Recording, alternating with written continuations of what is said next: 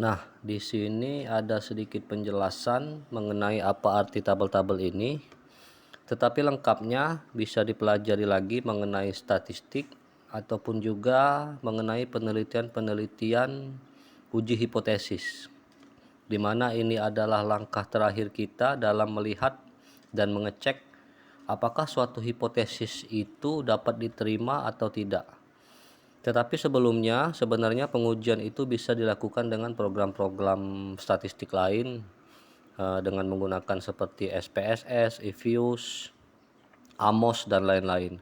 Serta masih ada pengujian-pengujian lain seperti uji validitas dan reliabilitas jika menggunakan data kuesioner, ataupun juga ada uji asumsi klasik baik menggunakan data primer ataupun data sekunder, di mana ada uji normalitas dan uji-uji lain. Nah, kemudian di sini ada yang namanya korelasi, biasa disimbolkan dengan R, tapi biasanya yang dipakai atau digunakan pada tabel regression statistik adalah R square dan adjust R square, ya, tergantung pada orang-orangnya. Ada beberapa orang yang menggunakan R square, ada yang menggunakan adjust R square, walaupun nilai angkanya tidak begitu jauh selisihnya, ya, tapi tergantung pada teori dan orangnya mau menggunakan R square ataupun adjust R square. Sebagai contoh itu 0,87 berarti 87%, di mana 87% ini artinya variabel-variabel yang kita teliti itu mempengaruhi variabel Y sebanyak 87%, dan sisanya 100 dikurang 87 sebanyak 13% ini artinya dipengaruhi oleh variabel lain. Kalau dalam penelitian kita contohnya bahwa X1 dan X2 harga dan promosi itu mempengaruhi hasil penjualan sebanyak 87% angkanya gitu, karena ada dua variabel X1 dan X2, di mana 13%-nya itu dipengaruhi oleh variabel lain yang tidak masuk dalam penelitian ini. Seperti contoh, orang yang berdagang es krim itu hasil penjualannya tentu dipengaruhi oleh harga dan promosi, tapi juga dipengaruhi oleh variabel lain. Contohnya cuaca. Kalau cuacanya sedang panas, maka hasil penjualannya pasti meningkat, dan sebaliknya kalau cuacanya dingin, maka hasil penjualannya menurun. Nah, cuaca itu termasuk dalam 13% variabel lain, itu contohnya. Nah, pada R ini tidak ada patokan, ya, yang mana yang mau dipakai, baik itu R square maupun adjust R square. Tapi yang penting harus sesuai dengan sumber dan buku dan patokannya, yang menggunakan R square ataupun adjust R square. Dan juga tidak ada patokan yang mana yang mau dipakai, nilainya. Yang penting adalah yang mana yang paling mendekati angka 1 atau 100%. Lanjut kita ke ANOVA, di mana dalam penelitian terkadang kita akan melihat pengaruh secara simultan maupun secara parsial. Nah, untuk ANOVA ini adalah kita melihat yang secara simultan atau secara bersama-sama. Cara melihatnya adalah dengan membandingkan F, ya. Huruf F di sini adalah F hitung, di mana saya tulis F hitung, dan dibandingkan dengan F tabel, ya, di mana F tabel nanti bisa teman-teman lihat pada buku statistik, ya, biasanya pada halaman terakhir buku statistik itu ada F tabel, atau juga bisa di searching di pencarian Google dan sejenisnya, cari F tabel, ya, tabel F, nanti akan ketemu.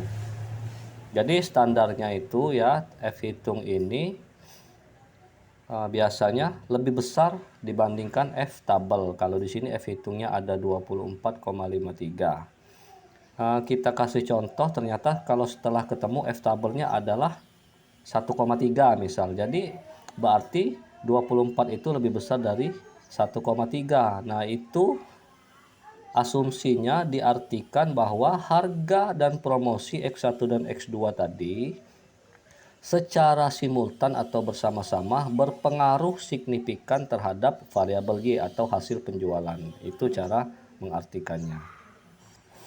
Tadi cara yang pertama, kemudian cara kedua adalah dengan melihat di significance F-nya, ya. Significance F ini kita bandingkan pada standar error yang sudah kita tetapkan tadi sebesar 5% atau 0,05 ya.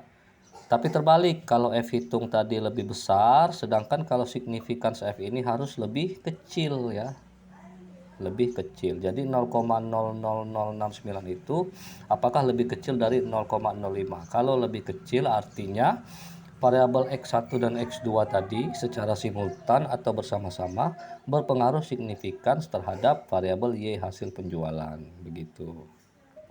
Jadi teman-teman, F hitung ya, dan signifikans F-nya ini hasilnya tidak mungkin bertolak belakang ya. Pasti saling menyesuaikan gitu.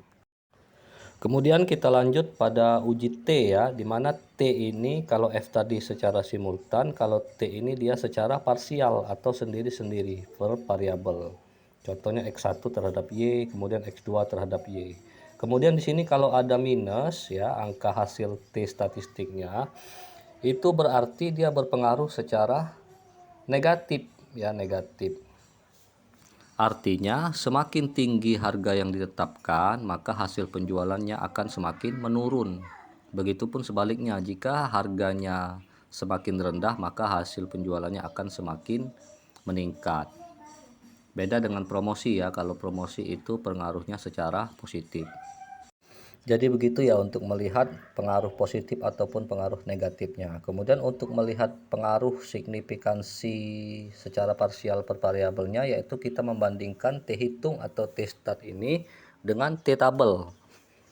Cara melihat T tabel sama seperti uji F tadi, bisa dilihat pada halaman terakhir buku statistik atau juga bisa searching di internet.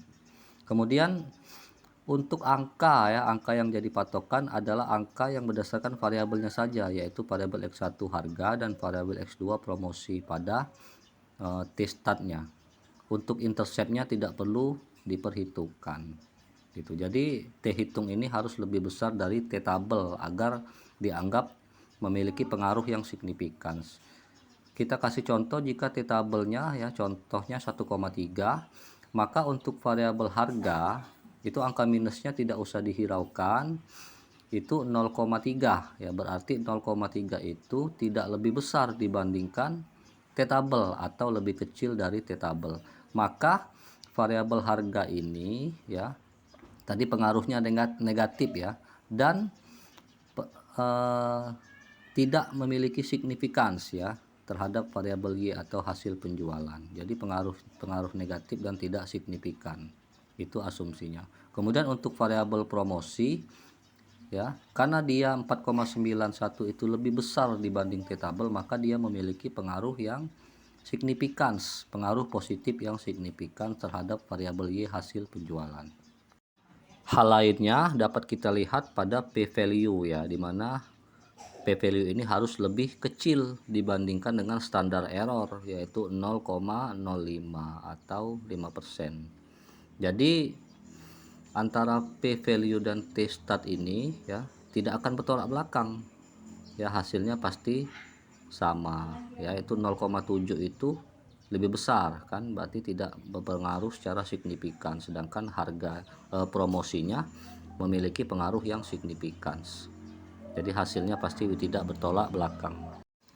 Jadi secara keseluruhan ya, interpretasinya bahwa secara simultan atau bersama-sama variabel X dan variabel Y itu ya, harga dan promosi memiliki pengaruh yang signifikan terhadap variabel Y atau hasil penjualan.